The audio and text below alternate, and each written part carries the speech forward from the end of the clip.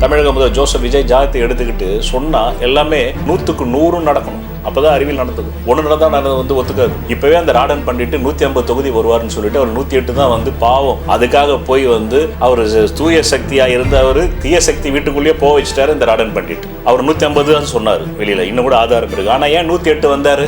200 தொகுதி ஜெயிக்கும்னு சொன்னா என் வாக்குபலம் 3 தொகுதி எக்ஸ்ட்ரா கொடுத்துருச்சு ஜெயலலிதா அம்மாவுக்கு. அதையும் நான் ஜோதிட ரீதியா சொல்ல என் மேல ஸ்பிரிட்ஸே இறங்கி சொல்லிச்சின்னு சொல்றேன். ஜோசப் விஜய் அவர்களுக்கு ராகு நல்லா இருக்கு, அதனாலதான் அவர் வந்து அப்படி சொல்றது அவரும் விரும்புறாருன்னு நினைக்கிறேன். அவர் விருப்பம் இல்லாம இவர் பேச முடியாது இல்ல. அங்கிருந்து ஆர்டர் வந்து வச்சுக்கப்பா நீ வேணா கோமாளியாவு, என்ன கோமாளியாக்காதுன்னா சொல்லிருக்கணும்ல. முதல்வர் இல்லை இப்ப அவர் முன்னாடி மாதிரி கிடையாது இல்ல.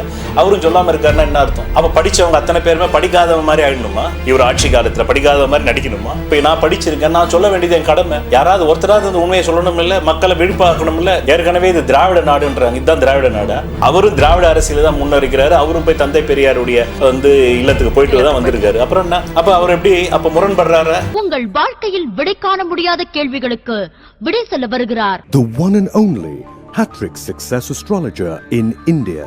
ஜோதிட சத்குருஜி மெஹரு தன் சுய ஜாதகத்தின் மூலம் விழிப்புணர்வு பெற்ற ஒரு மறைபொருள் ஞானி. நான் ஜோதிடம் கற்றுக்கொள்ளும் போது என் குருநாதர் சொல்லுவார், நீங்க கேட்குற கேள்வியில தான் எனக்கு விடையே வருதுன்னு வரும். எந்த கேள்விக்கு விடை கண்டுபிடிக்க முடியாதோ அதுதான் சரியான கேள்வின்னு ஒரு பகவான் ஓஷோ. ஒரு முறை பகவான் ஓஷோ இந்தியாவில் இருக்கக்கூடிய சாகர் பல்கலைக்கழகத்தில் தத்துவம் படிக்கும் மாணவனாக இருக்கிறார். எப்பவுமே பிரைட் ஸ்டூடெண்ட்ஸ் மேலே வந்து வாத்தியார்களுக்கு வந்து ஒரு பெரிய அன்பு இருக்கும், ஒரு பிரேமை இருக்கும், காதல் இருக்கும், லவ் இருக்கும். அப்போ அவர் சொல்கிறாரு, இவருடைய ப்ரொஃபஸர் ஒருத்தர் தத்துவ ப்ரொஃபஸர், அவர் வந்து சப்மிஷன் தான் பாக்கி. அந்த சப்மிஷன் நல்ல நாள் பார்த்துட்டு இருப்பார் நினைக்கிறேன். அவர் நாளைக்கு பண்ணலாமா நாளைக்கு பண்ணலாமா யூனிவர்சிட்டியில். அதுக்கு முன்னாடி வந்து பிரைட் ஸ்டூடெண்ட் ஆச்சே என்ன மாதிரி. நான் எப்படியும் எங்கள் ஜோதிட குருநாதர் கேள்வி கேட்பேன், அப்படி கேள்வி கேட்குற ஆள் இவர். இவரை கூப்பிட்டுருக்காரு, எப்பா அவர் உயர் பெயர் ரஜினிஷ், அதைத்தான் நான் என் பையனுக்கு வச்சுருக்கேன் ரஜினிஷ் அப்படின்னு. அந்த ரஜினிஷ் வேறு, என் பையன் ரஜினிஷ் வேறு. RAJHINISH என் பையன், அவர் RAJNWSH.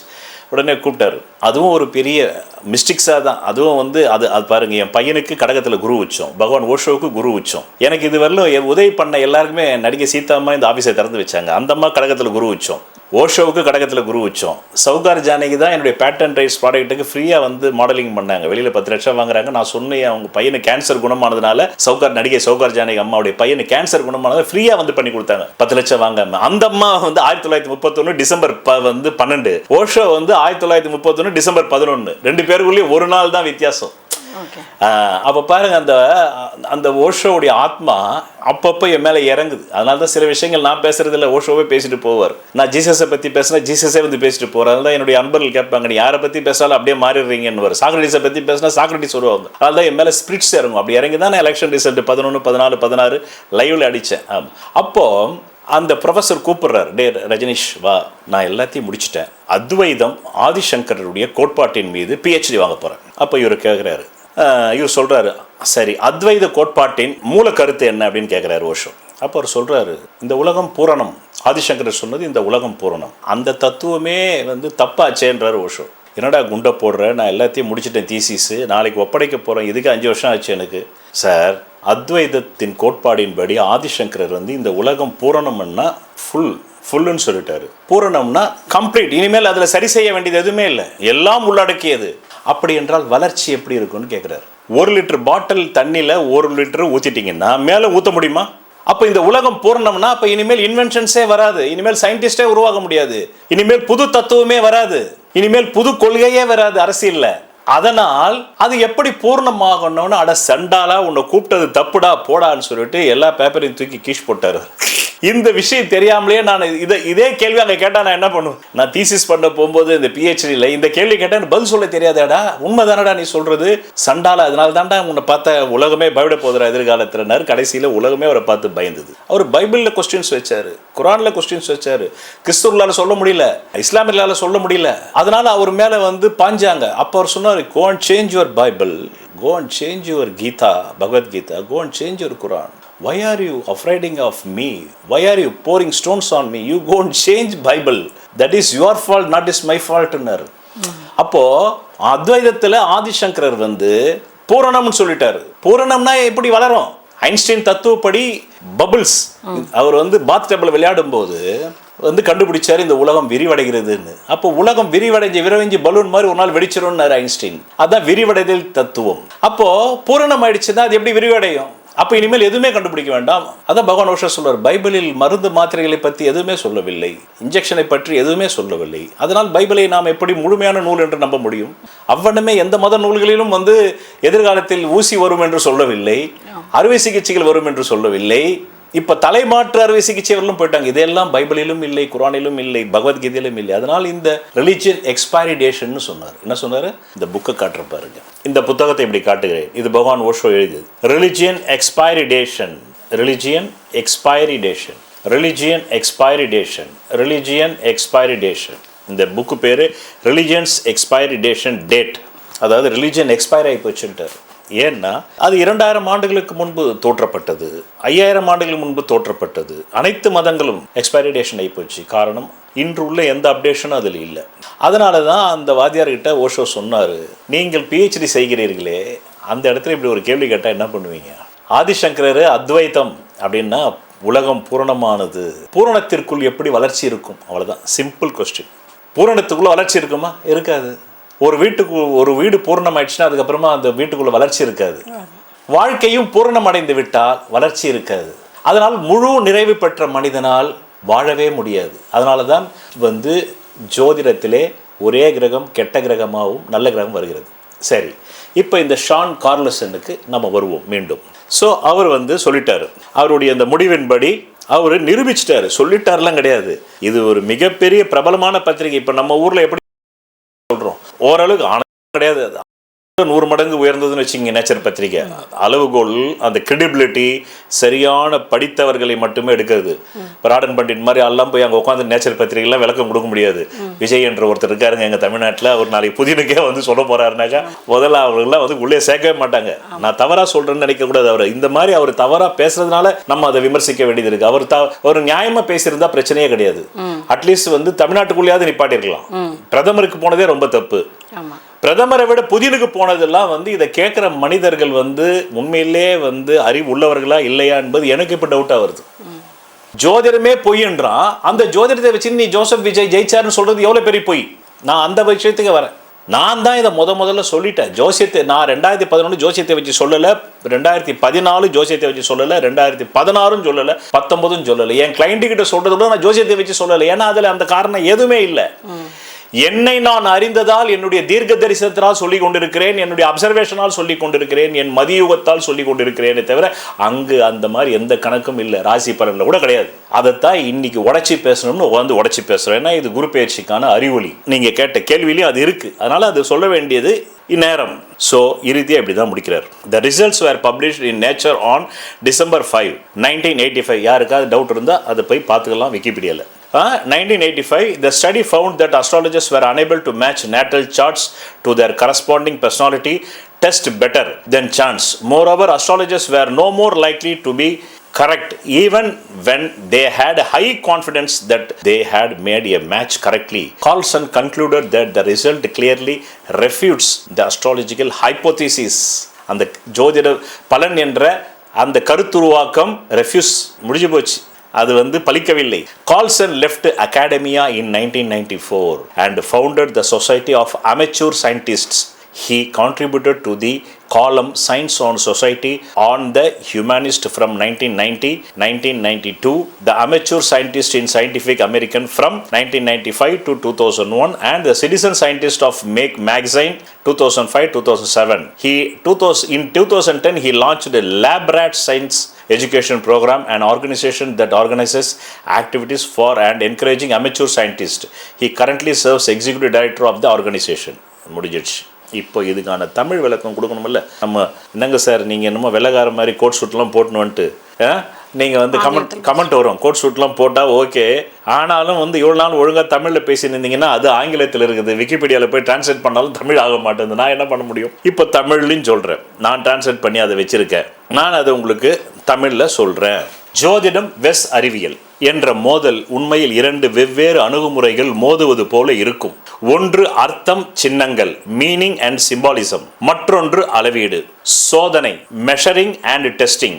இதை தெளிவாக பார்க்க வரலாறு, முறை, வரலாறு முறை, ஆதாரங்கள், முடிவு என்ற கட்டமைப்பில் பார்க்கலாம். வரலாறு ஒரே வேர் பின்னர் பிரிவு. பழங்காலத்தில் வானியல், அஸ்ட்ரானமி மற்றும் ஜோதிடம், அஸ்ட்ராலஜி ஒன்றாக இருந்தது. மெசொப்பொட்டோமியா கிரக கண்காணிப்பு முன்னறிவிப்பு கிளாடியஸ் தாலமி எழுதிய டெட்ரா பி ப்ளோஸ் ஜோதிடத்தை முறையாக அமைத்தது. ஆனால் 16-17ஆம் நூற்றாண்டில் கலீலி, ஐசக் நியூட்டன் இவர்கள் மூலம் அறிவியல் முறை சயின்டிபிக் மெத்தட் வளர்ந்தபோது வானியல் அறிவியல், ஜோதிடம், நம்பிக்கை, பாரம்பரியம் என்று பிரிந்தது. அறிவியல் முறை வெஸ் ஜோதிட முறை.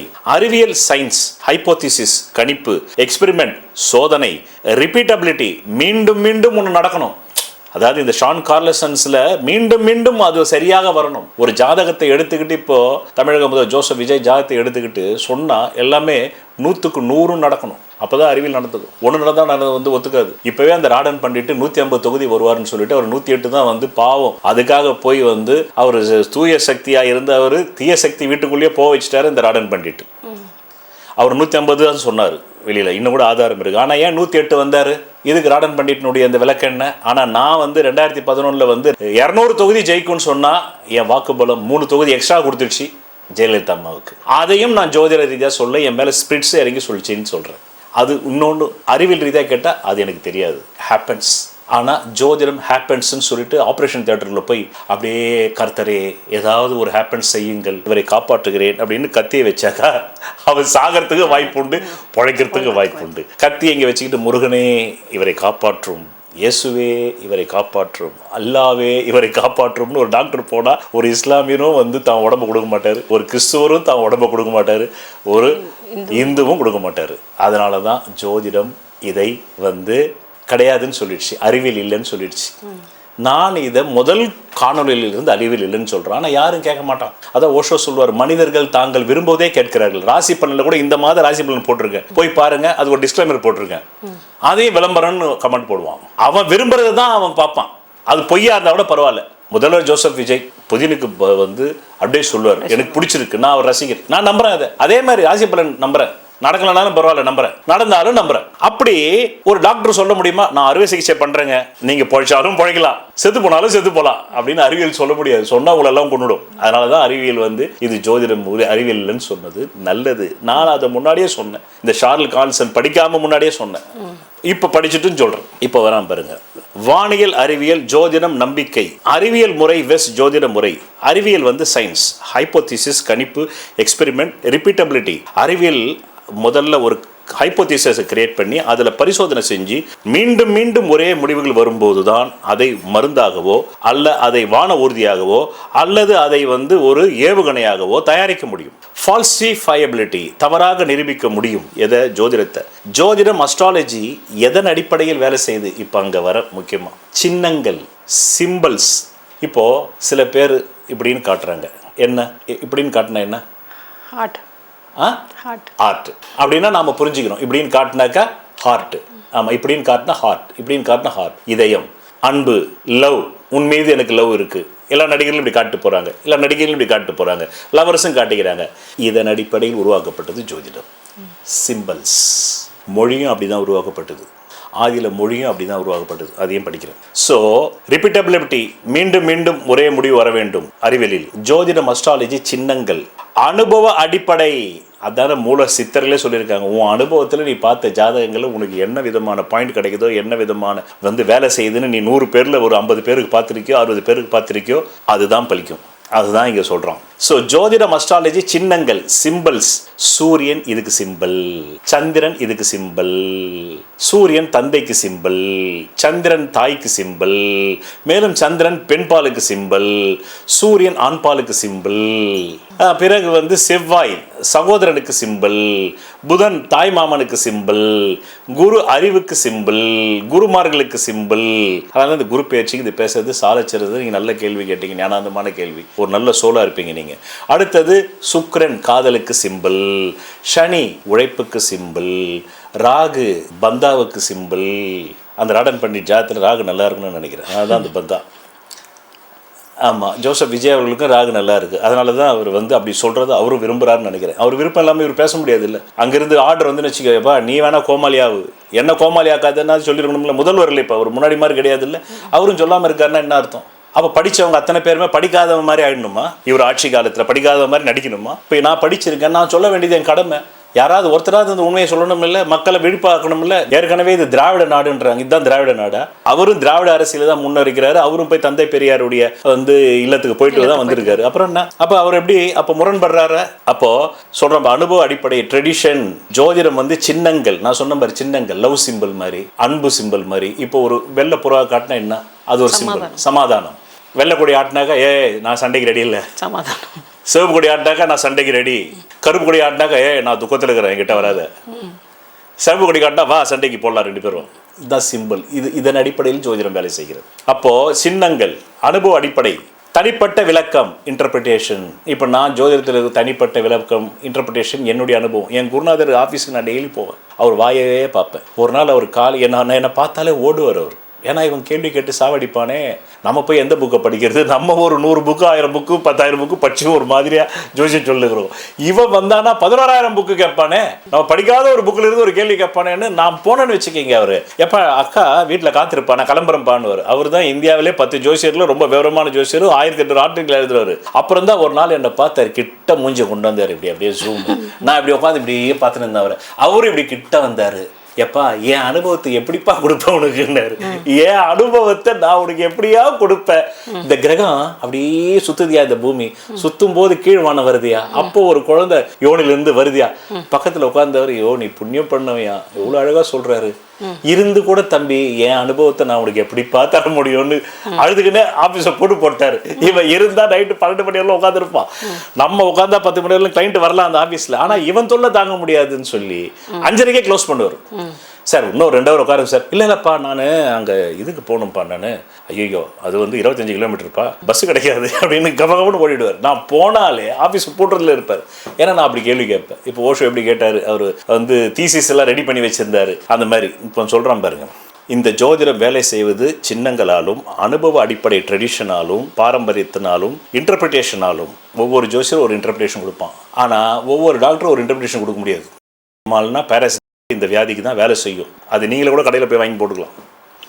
ஆமாம், ஜுரம் போகும். அதுக்கு மேலே ஜுரம் வந்து போலனா தான் நம்ம பிளட் டெஸ்ட்டு, யூரின் டெஸ்ட்டு, மற்றது. அப்படி ஜோசியம் இல்லை, இது அனுபவம், அந்தந்த மனிதர். அதனால தான் என் குருநாதரே ஒரு ஆர்டிகல், இந்த ஷான் கார்லசன்லாம் படிக்காமையா அவர் எழுதினார். இதெல்லாம் அவர் படிச்சிருக்க வாய்ப்பே இல்லைன்னா அப்போல்லாம் கூகுள் வரல. அவர் செத்து போயிட்டார், அவர் 2004 செத்துட்டார். அதுக்கப்புறம் தான் கூகுள்லாம் ஃபேமஸ் ஆகுது. ஆமாம், அவர் அழகாக எழுதினார், இந்த ஜோதிட கலை தன்னிடத்திலே முழுமையான விதிகளை வைத்துக்கொண்டு இருக்கவில்லை.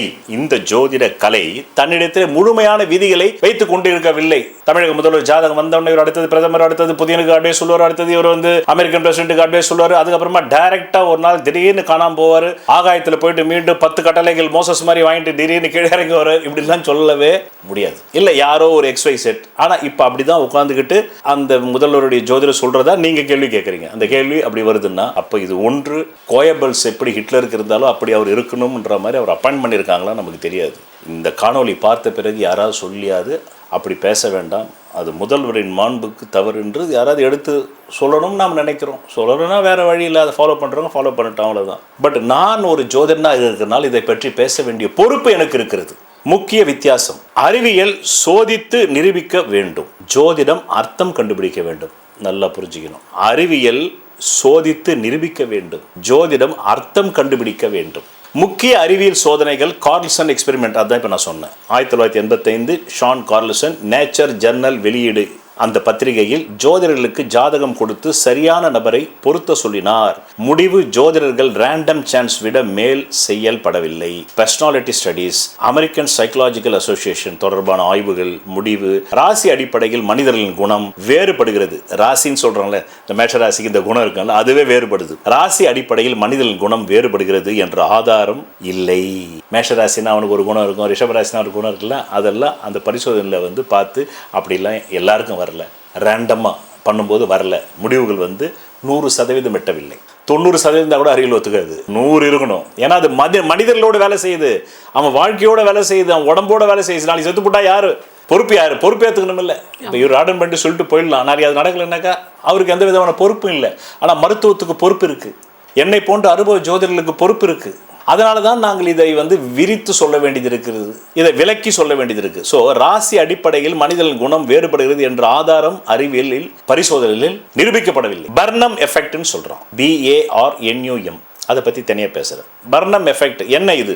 இதை கண்டுபிடிச்சவர் பெட்ரம் ஃபோரர்னு ஒருத்தர் 1948 கண்டுபிடிச்சார். அவர் பேர் பெட்ரம் ஃபோரர் 1948 பர்னம் எஃபெக்ட். அதனால் அவர் பேரே வச்சுட்டாங்க. அவர் பெட்ரம்ன்றதுனால அதை சுருக்கி பர்னம்னு வச்சாங்க. இதுக்கு பேர் பர்னம் எஃபெக்ட்னு சொல்லுது சைக்காலஜிஸ்ட். பொதுவான கருத்துக்களை என்னை குறிப்பது என்று நம்புவது. இப்போ நம்ம முதல்வர் பற்றி தான் அவர் சொல்லியிருக்காரு, பிரதமர் ஆவார்னு. இப்போ முதல்வரே கேட்டார்னு வச்சுக்கோப்பா, சந்தோஷமாக தானே இருக்கும். ஜெயலலிதாவும் அப்படி தானே சொல்லிக்கிட்டாங்க அவங்களுடைய தொண்டர்கள்லாம், இவங்க அடுத்த பிரதமர் ஆகணும்னு. ஸ்டாலினே இந்தியா கூட்டணின்னு ஒன்று ஆரம்பித்தார், அவரும் ஆரம்பித்தார்ல. அவர் எதுக்காக ஆரம்பித்தார்? அவர் தேர்தலுக்கு 10 நாள் முன்னாடி வரலாம் அவருடைய தொண்டர்கள் எல்லாமே எங்கள் அடுத்த பிரதமர். அதே மாதிரி திமுகவில் வெற்றி கொண்டான்னு ஒரு பேச்சாளர் இருக்கார். அதே மாதிரி தீப்பொறி ஆரம்பம் நீங்கள் கேள்விப்பட்டிருக்கீங்களா? அவங்கெல்லாம் பிரமாதமாக பேசுவாங்க. பேசியே வந்தவங்க தான் திராவிட கட்சியான திமுக. அதில் அவங்க கருத்து பேசிகிட்டே இருப்பாங்க. திடீர்னு அந்த அமெரிக்க ஜனாதிபதியே எங்கள் தலைவர் கருணாநிதி அவர்களை கேட்டுத்தான் முடிவெடுக்கிறார் அப்படின்னு வரும். அப்படி பேச்சு முதல்ல ஃப்ளோவை போய் எல்லாரும் செட் பண்ணிவிடுவாங்க மைண்டை. எல்லாரும் இப்படி உட்காந்துருப்பாங்க. டப்புன்னு ஒரு 15வது நிமிஷத்தை அப்படி தூக்குவார். அந்த அமெரிக்க ஜனாதிபதியே எங்கள் தலைவருக்கு ஃபோன் போட்டு எங்கள் தலைவர் கலைஞர் அவர்களிடம் ஆலோசனை கேட்கிறார் இரவில். கேட்குறவன் மிரண்டுடுவான். ஏன்னா அப்போ கூகுள் கூட இல்லை, செக் பண்ண முடியாது. இன்றைக்கி செக் பண்ணிடலாம். Mister Joseph Vijay Tamil Nadu CM spoke to Putin அப்படின்னு போட்டாக்க இது ChatGPT சொல்லிவிடும், no it's a false news அப்படின்னு சொல்லிவிடும். அன்றைக்கி அவன் போய் பாவம் அந்த கழக உடன்பிறப்பு எங்கே போய் பார்ப்பா. இது நான் சொல்கிறது 50 வருஷத்துக்கு முன்னாடி. திடீர்னு அங்கே எச்சரிக்கைலாம் விடுவார், வெற்றி கொண்டான தீப்பரணும். அமெரிக்க ஏகாதிபத்தியத்துக்கு நாங்கள் சவால் விடுகிறோம் அப்படின்னு வரும். இங்கே உட்காந்து அமெரிக்க ஏகாதிபத்தியம், அமெரிக்க ஏகாதிபத்தியத்துடன் நிறுத்தி கொள்ள வேண்டும், இல்லை என்றால் எங்கள் தலைவர் வால் பேசும். ஹைட்ரஜன் அணுகுண்டு வச்சிருக்கு, வால் எடுத்துகிட்டு போயிட்டு என்னைக்கு சண்டை போகிறது. ஆனால் கழக உடம்புல தெரியாது, பேச்சில் வசியம். பொதுவான கருத்துக்களை அதாவது என்னன்னா பர்னம் எஃபெக்ட்னா என்ன? பொதுவாக அந்த ராசி பலன் சொல்கிறாங்களே, நீ கோடி சொன்னாவான்னா எல்லாரும் நினச்சிக்கிறது நான் கோடி சொன்னாயிடு. அதுதான் பர்னம் எஃபெக்ட். உங்களுக்கு இந்த மாதம் கல்யாணம் ஆகும், அதை பார்க்குற 1,00,000 பேர் எனக்கு கல்யாணம் ஆகும். ஆகுதோ இல்லையோ, ஒரு பொய்யாவது சொல் ஜோதிடா, அந்த பொய்யில் உயிர் வாழ்வேன் அப்படின்ற மாதிரி ஒரு பொய்யாவது சொல்கிறா. ஏன்னா நீ ஒருத்தந்தான் கோயிலில் போனால் கல் பேசாது, சர்ச்சுக்கு போனால் இயேசு பேச மாட்டார், மசூதிக்கு போனால் அங்கேயும் அல்லாஹ் பேச மாட்டார், பேசுகிற ஒரே ஆள் ஜோசிக்கார நீ தாண்டா. யாவது பேசி தோலை, நல்லதையே சொல்லு, நடக்கலைன்னா யார் உனக்கு கேட்க போகிறா? எந்த பொறுப்பும் உனக்கு இல்லை, சொல்லிட்டு போயிட்டாரு. அதுதான் பர்னம் எஃபெக்ட். பொதுவான கருத்துக்களை என்னை குறிப்பது. நீங்கள் ஒரு ராஜயோகத்தை அடைவீர்கள். ஆஹா, கேட்கும் போது எவ்வளோ நல்லா இருக்கு ராஜயோகம். ராஜா மாதிரி நம்மளும் முதல்வர் ஆகிடும். பொதுவான கருத்துக்களை என்னை குறிப்பது என்று நம்புவது. உதாரணம், நீங்கள் சில சமயம் தனிமையாக உணர்கிறீர்கள், இதை எல்லாரும் உண்மை என்று உணரலாம். அறிவியல் பார்வையில் முக்கிய பிரச்சனைகள் காரண விளைவு இல்லை. ஜோதிட ரீதியாக அவங்க ஆராய்ச்சி பண்ணும்போது காஸ் அண்ட் எஃபெக்ட் இல்லை. இப்போ ஹைட்ரஜன்னா காஸ் அண்ட் எஃபெக்ட் இருக்குது. ஆமாம், அதே மாதிரி தண்ணீரில் ஹைட்ரஜன் 2 அணுக்கள், ஆக்சிஜன் 1 அணுக்கள், காஸ் அண்ட் எஃபெக்ட் கண்டுபிடிக்கிறோம். தண்ணீரை வால் நட்சத்திரத்தில் கொண்டு போட்டது, அதுதான் காசு. அதோட எஃபெக்ட் இன்னைக்கு கடல் இருக்குது. அப்படி ஜோதிடத்தில் there is no cause and effect. அப்போ முந்தைய பிறவி தான் காசுன்னு நாங்கள் சொல்கிறோம். அதுதான், அது கூட சிம்பாலிசத்தில் தான் சொல்கிறோம். அறிவியல் ரீதியாக ப்ரூவ் பண்ண முடியாது. நான் உன்னை காதலிக்கிறேன்னு ஒருத்தர் சொல்கிறான் காதலியிடம். அது அறிவியல் ரீதியாக ப்ரூவ் பண்ண முடியுமா? அவன் காதலிக்கிறானான்னு சொல்லி எப்படி ப்ரூவ் பண்ணீங்க? அவன் இதயத்தை அறுவை சிகிச்சை பண்ணி ப்ரூவ் பண்ண முடியுமா? வாயில தான் நம்ப முடியும். நாளைக்கு இன்னொரு பொண்ணு மேலே காதல் வரவர்களும் நம்பணும். இதுதான் நடந்தது ஒரு வாட்டி. பகவான் ஓஷோவிடம் ஒரு மிகப்பெரிய செல்வந்தர், நான் தற்கொலை செய்து கொள்ள போகிறேன் பகவான் அப்படின்னு போனார்.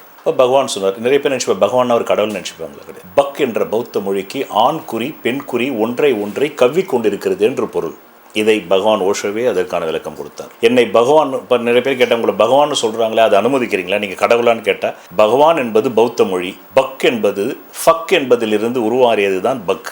ஃபக் என்பதிலிருந்து உருமாறியது தான் பக்கு. அந்த பக் என்பதிலிருந்து தான் ஃபக்கே வந்துச்சுன்னு. அப்போ ஆண் குறியும் பெண் குறியும் ஒன்றை இப்படி கவ்வி கொண்டு இருக்கிறது அல்லவா, அதுதான் சிவலிங்க தத்துவம்.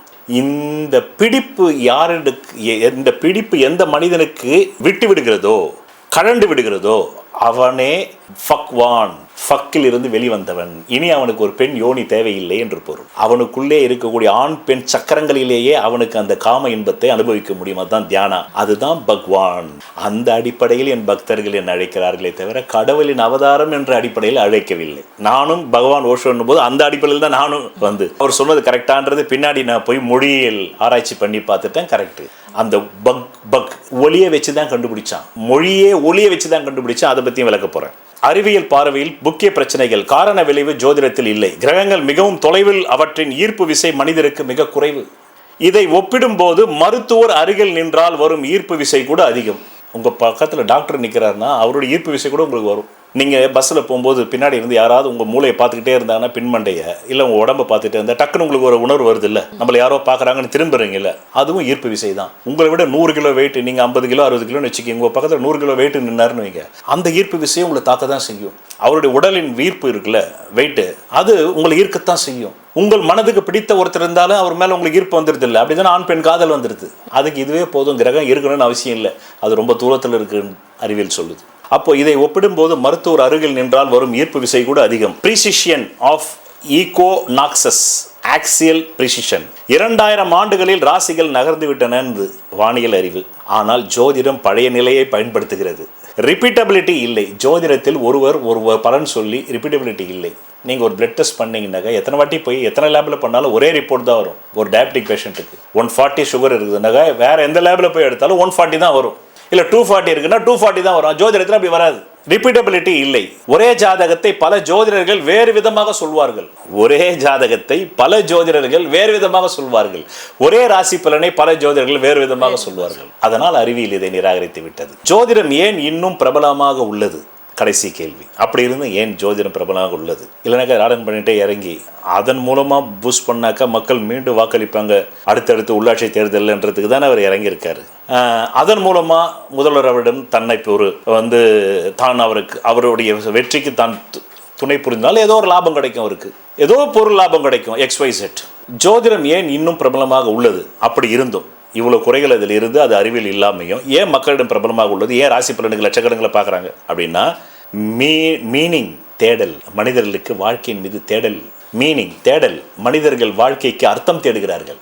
சைக்கலாஜிக்கல் கம்ஃபர்ட், உளவியல் ரீதியான ஒரு சௌகரியம் இருக்கு. சௌகரியம், கம்ஃபர்ட், சௌகரியம், உளவியல் ரீதியான சௌகரியம்.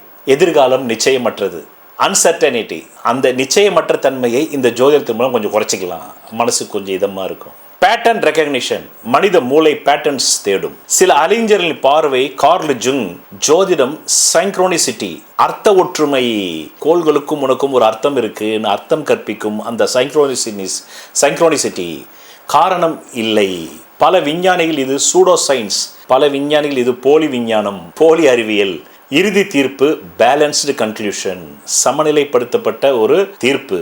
ஜோதிடம் சின்ன மொழி, நான் தான் சொன்னேன் இல்லையா, இப்படின்னா ஹார்ட்டு, ஆமாம், அந்த மாதிரி சைகை மூலமாக நம்ம இப்படி 2ன்னு காட்டணும்னா என்ன சொல்கிறோம், பாத்துக்கு போனோன்றோம், 1ன்னு காட்டா யூரினரின்றோம். இதெல்லாம் சின்ன மொழி. இப்படி தான் இந்த ஜோதிடம். ஸோ ஜோதிடம் சின்ன மொழி. மனவியல் கருவி, கலாச்சார பாரம்பரியம். இயேசுவை கூட ஒரு நட்சத்திரத்தை வச்சு தானே கண்டுபிடிச்சதா சொல்கிறாங்க, அதுவும் சிம்பிள் தான், அதுவும் அறிவியல் கிடையாது. அவங்க மனசு அப்படி நினச்சிக்கிட்டாங்க. எப்போதுமே மனித குலம் தேவதூதனை தேடிக்கொண்டே இருக்கிறது. இயேசுக்கு முன்னும் இயேசுக்கு பின்னும் இந்த உலகம் அழிஞ்சு மீண்டும் ஒரு உலகம் உருவானா அப்பயும் ஏதோ ஒரு தேவதூதனை தேடுவாங்க.